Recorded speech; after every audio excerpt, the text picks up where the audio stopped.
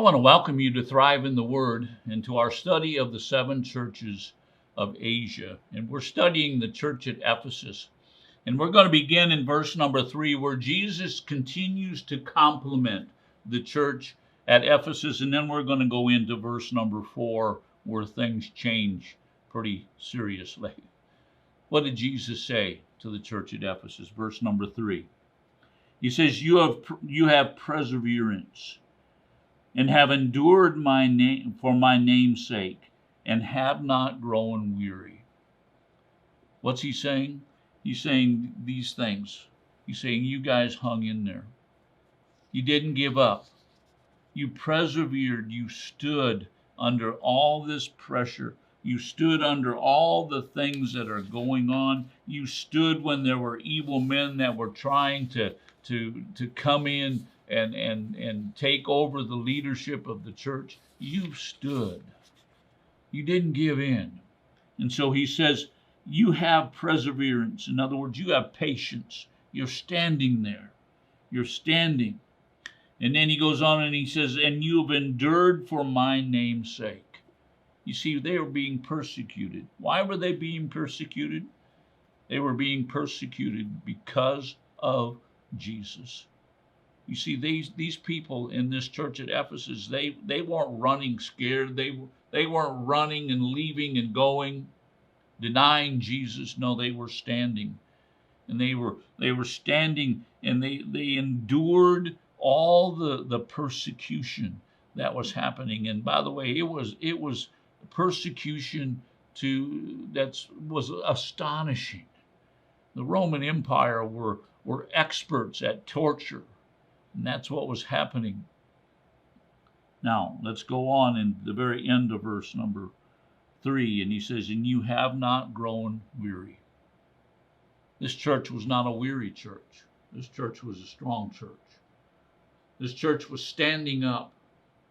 This church was full of life, so to speak.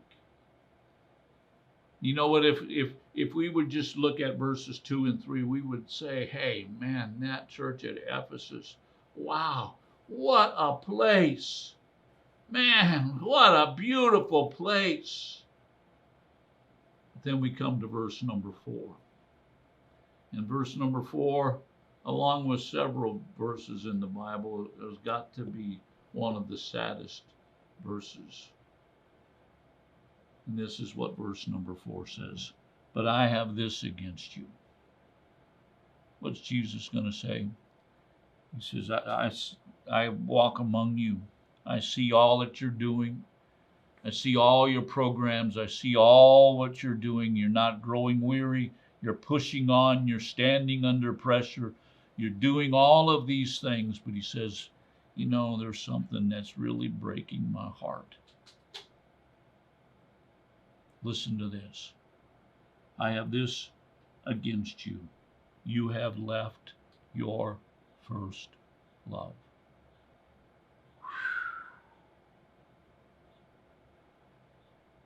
What, Jesus, what did you say? Look what we're doing for you, Jesus. Brothers and sisters, we have churches today that are strong. They're persevering. They're operating. But you know what? If Jesus were to come, he would say to them, you know what? Sorry to say this, but you're not in love with me anymore.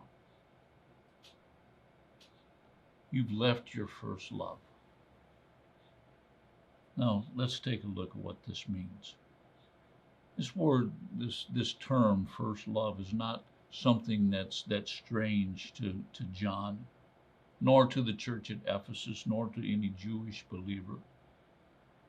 Because he talks all through the Bible about first fruits and the first son, and all these things. When Jesus said, you've left your first love, basically what he's saying is this: I am no longer in first place in your life. I wonder sometimes what would happen if Jesus were to walk into our churches? Would he see a church that's totally 100% in love with him? That he is first place over everything else? Or would he see a church that has toil and deeds, that has perseverance, that doesn't put up with evil men, doesn't put up with false prophets and false apostles? They have perseverance. In other words, they stand, they're patient, they endure. But they've left their first love. They are no longer in love with Jesus as number one in their lives. What a tragic thing to say. You've left your first love. You're no longer in love with me. Can you remember your first love? Maybe hopefully it's as far as human terms, if you're married, it's your wife. That's something special. Something that you put above everything else. Let me ask you a question. What's above everything else in your life? Is Jesus there?